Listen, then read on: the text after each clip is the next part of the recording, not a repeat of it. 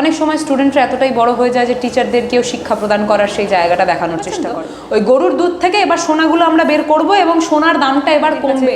একটা গাড়ি হয়তো ভ্রমণের জন্য উনি চেয়েছিলেন, নাকি বিলাসিতা কোনো কারণের জন্য চেয়েছিলেন আমার জানা। দিদি মমতা বন্দ্যোপাধ্যায়ের পাশে দাঁড়ানোর বার্তা রেজিনগরের বিধায়ক হুমায়ুন কবিরের। তিনি বললেন, মমতা বন্দ্যোপাধ্যায় যদি বসিরহাট লোকসভার উপনির্বাচনে দাঁড়ান তাহলে তিনি অর্থাৎ তার দলের তরফ থেকে কোনো প্রার্থী দেওয়া হবে না। অনেক অনেক উপকার উনি করেছেন এই কথাটা বলে, যাই হোক ওনাকে অনেক অনেক ধন্যবাদ। কিন্তু আমি বলতে চাই যে এই মানুষটাকে উনি এতটা উপকার করার চেষ্টা করছেন, সেই মানুষটার নাম মমতা বন্দ্যোপাধ্যায়। মমতা বন্দ্যোপাধ্যায় না থাকলে এত সংখ্যক নেতা নেত্রীগুলো গজিয়ে উঠতে পারতেন না। তো যাই হোক, আসলে কি হয় জানেন তো, অনেক সময় আমরা দেখতে পারি যে যারা আমাদের টিচার, অনেক সময় স্টুডেন্টরা এতটাই বড় হয়ে যায় যে টিচারদেরকেও শিক্ষা প্রদান করার সেই জায়গাটা দেখানোর চেষ্টা করে।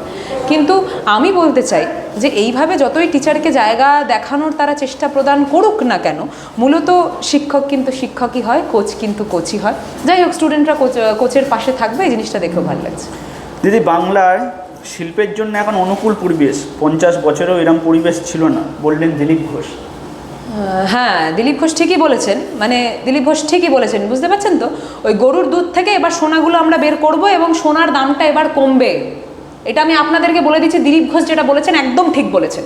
দিলীপ ঘোষকে সামনে রেখে তার পরবর্তীতে শিল্পকেন্দ্রিক কোনো যদি প্রশ্ন আপনি করেন, আপনাকে বুঝতে হবে যে সবচেয়ে বড় শিল্পী, সবচেয়ে বড় শিল্প ব্যাপারে যিনি অবগত, ঠিক আছে, সেই মানুষটা এই কথাটা বলছেন। তাই দিলীপ ঘোষকে সামনে রেখে এইসব কথা প্রশ্ন করে তার পরবর্তীতে আমাদেরকে আরও ছোট করবেন না, দয়া করবেন।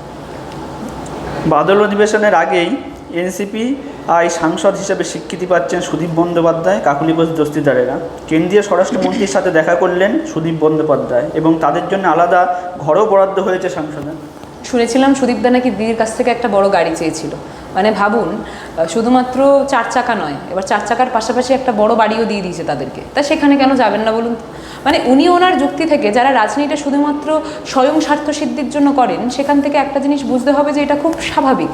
উনি সেই জায়গাটা লাভ করেছেন, উনি সেই জায়গাটা পেয়েছেন। দিদির কাছে একটা গাড়ি হয়তো ভ্রমণের জন্য উনি চেয়েছিলেন, নাকি বিলাসিতা কোনো কারণের জন্য চেয়েছিলেন আমার জানা নেই।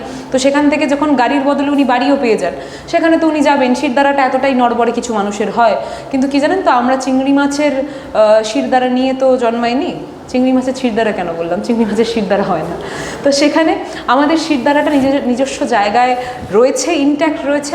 আমরা নিউ জেনারেশনের যারা আজকের দিনে দাঁড়িয়ে তৃণমূল কংগ্রেসের কর্মীরা রয়েছে, একটু বুক ঠুকে বলতে চাই যে আমরা ভালোবাসতে জানি, আমরা ভালোবাসাকে মানি। আমাদের সামনে মমতা বন্দ্যোপাধ্যায়কে রেখে আমরা রাজনীতিটা শিখতে চাই, আমরা ধান্দাবাজি করতে চাই না। যারা ধান্দাবাজি করতে চাইছে তারা না হয় ধান্দাবাজি করুক, তাদেরকে করতে দিই।